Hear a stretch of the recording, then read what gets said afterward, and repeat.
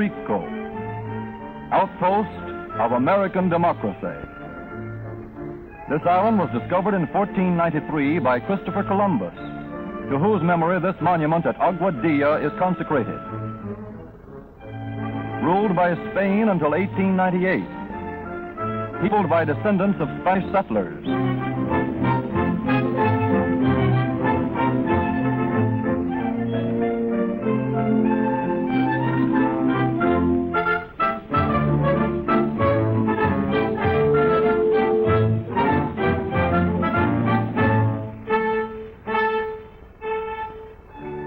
100-year-old communities when the Pilgrims landed on Plymouth Rock. Portesele, a 4th-century-old church, symbol of Catholic tradition. La Fortaleza, the fortress, residence of the island's governors since 1533. Today, a new era. Ancient patios resound to the strains of modern music.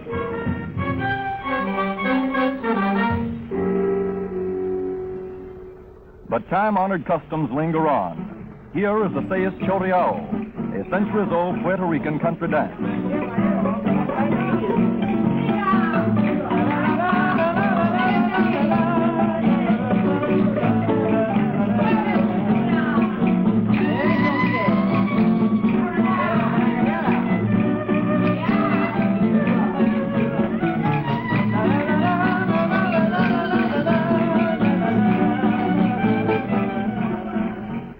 Behind old massive ramparts, modern structures symbolize Puerto Rico's progress during 43 years under the American flag. Its strategic position in an unsettled world now gives the island a new and vital importance, in the realization of which its 2 million peace-loving people are cooperating patriotically to forestall the spread of totalitarian tyranny to the shores of the Americas, and thus to uphold the traditions of the great Latin American patriots and teachers, of whom not the least is De Hostos, illustrious Puerto Rican educator. The economic structure of Puerto Rico rests on a highly specialized agricultural system based on external trade relations. Sugarcane is king, the principal source of income. In 1940, 59% of all exports were agricultural products. Of this, 90% was sugar.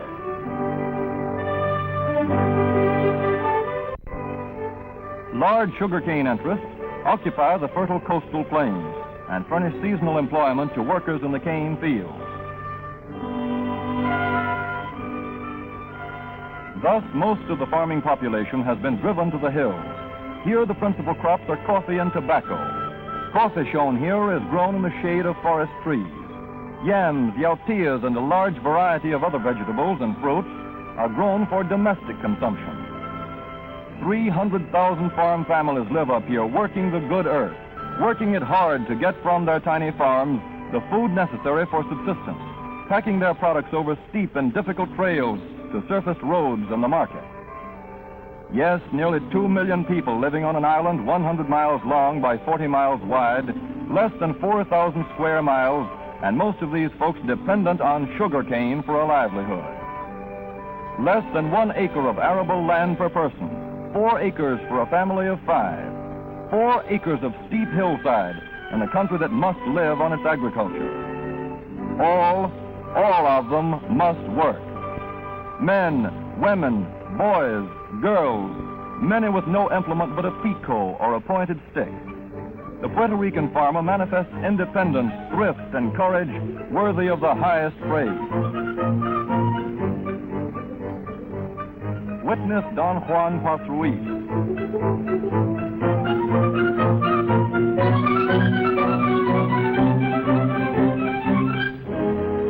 By means of hard work, intelligent management, and the help of his family, he manages to grow on 22 acres about 75% of the food needed for his household of 19 persons.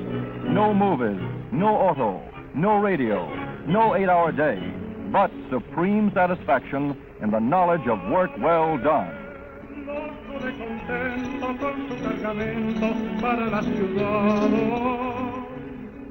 Don Juan is a native son of a countryside of extraordinary beauty, a land of blue skies and white surf, of majestic green mountains and magnificent sunsets, a land that yields a modest livelihood to people who work hard enough to win it. Soñar que toda su ilusión y alegre el jibarito va pensando así, diciendo así, cantando así por el camino. Y yo vendo la carga, mi Dios querido, un traje a mi viejita voy a comprar. Y alegre también su yegua va al presentir que aquel cantar es todo un himno de alegría. Y en el sol le sorprende la luz del día. Y llegan al mercado de la ciudad.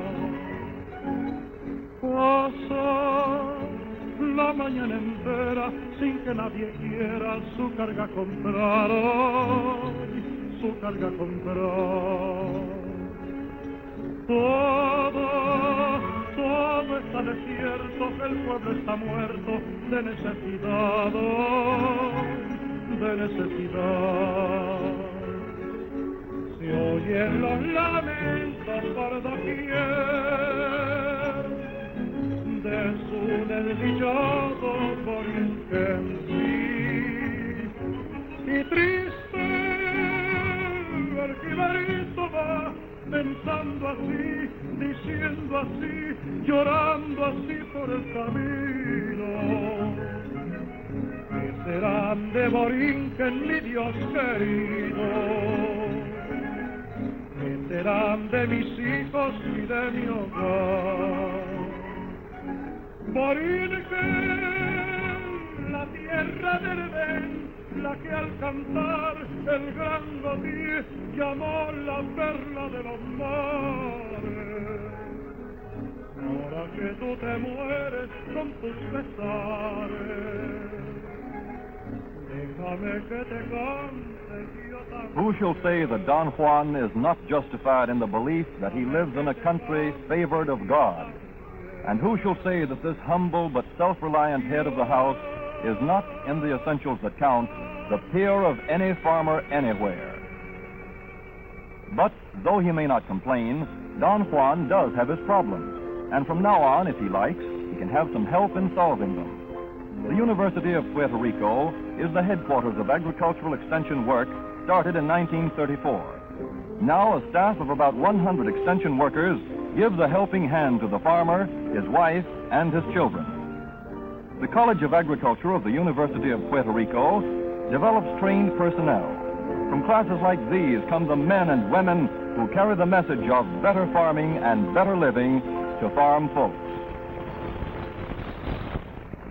Here we see the two agricultural experiment stations of Puerto Rico, where experiments are conducted for the benefit of farmers. Here is a root of a rotenone plant introduced into Puerto Rico from the East Indies and from which an insecticide, non-toxic to humans, is made. Experiments in perfume production from native plants are bearing fruit.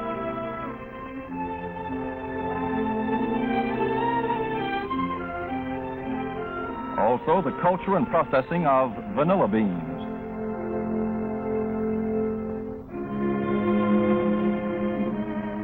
Bamboo furniture.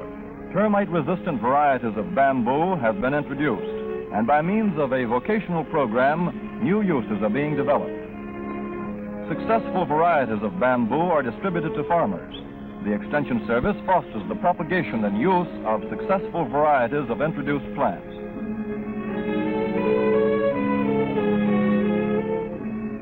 An objective lesson. An extension specialist teaches a group of farmers and 4-H club boys how to prepare a good fertilizer from farm refuse and chemicals.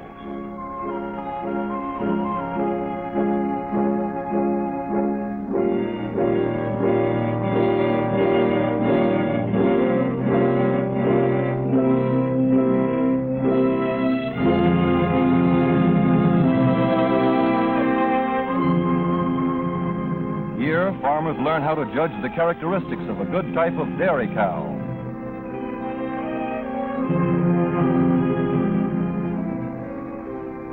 Topography does not favor the extension worker in this extremely rugged countryside.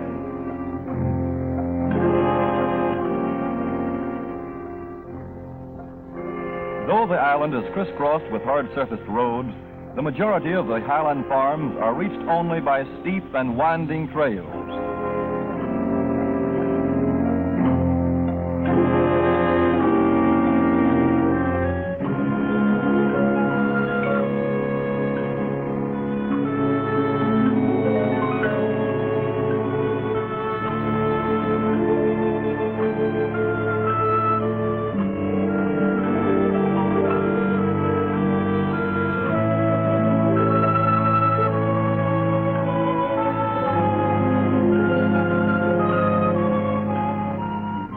Regardless of terrain, few farmers will miss the informative discussion groups when the county agent is in the neighborhood.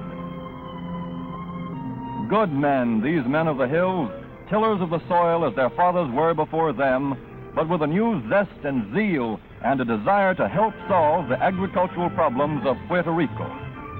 On non-demonstration farms such as this, result demonstrations are carried on and free stud service provided from purebred stock to improve native livestock.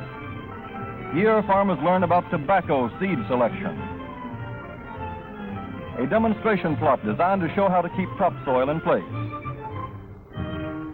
Poultry raising is encouraged. Through the Extension Service, farmers receive the full benefit of other action programs. For instance, trees from Forest Service nurseries go to reforest their land. Here, the county agent is discussing a farm security loan with the farmer's family. To diversify agriculture, the Extension Service encourages the cultivation of winter vegetables for the mainland market.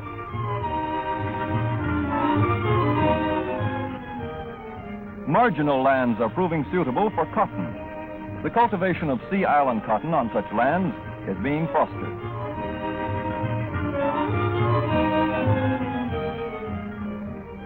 Whole families of poor people find employment in these fields. Important as the farm itself is the farm home. Hence, home industries are encouraged. Under extension guidance, Senora Josefa de Morales raises and cans food for home use and for sale. Hard work, but this beautiful and comfortable home is the reward. Deft fingers making the lace for which the charming Puerto Rican women are famous. An art passed down from mother to daughter through the centuries.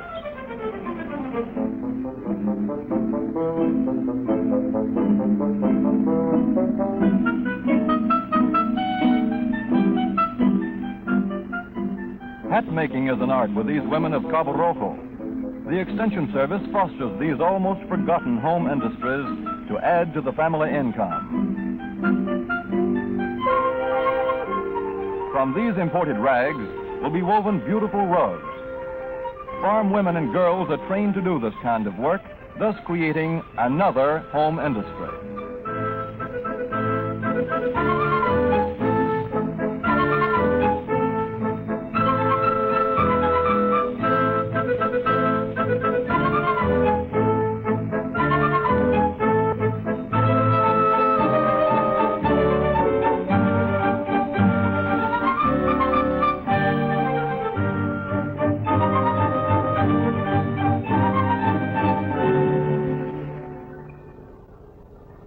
About 7,500 farm boys and girls have joined the 4-H Club movement in Puerto Rico. Listen to their 4-H pledge.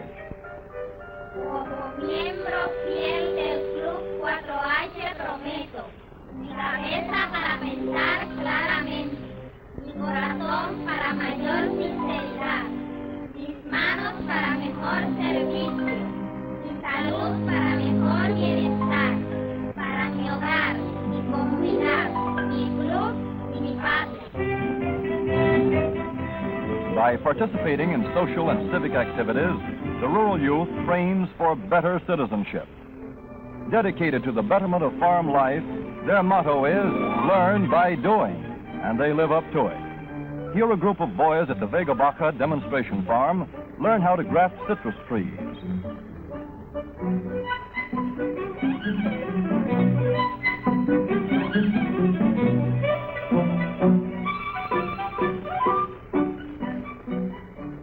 .4-H girls are trained in the art of homemaking. Following the instructions of the home agent, they can the products of their home gardens. Girls of the Villa Maquina 4-H Club of Sabana Grande take earnestly to their sewing project. Humble, thatched, typical home of many of the less than 1 acre farmers where the goat is the family cow. This 4-H Club boy, Rene Jimenez, shows us how to milk his goat his own way. Here we meet Humberto with his swan project. He is in 4th year high school, yet he takes on the added duties of caring for his animals. These girls of Calle make beautiful artificial flowers from native grasses. This is profitable work, but the 4-H clubs have brought something more to rural Puerto Rico. They have brought recreation to the farms, activities that tend to make farm boys and girls healthier and happier.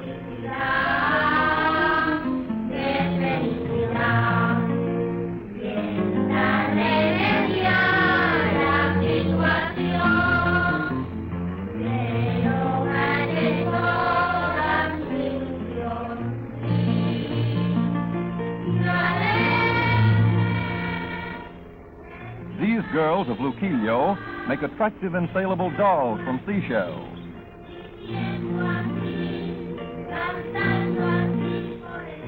Girls also have field projects. This senorita of Vega Baja takes us into her well-kept papaya grove.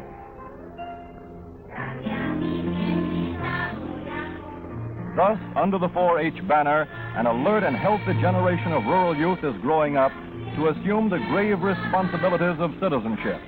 Boys and girls well fitted both physically and spiritually to take their places in the councils of mankind.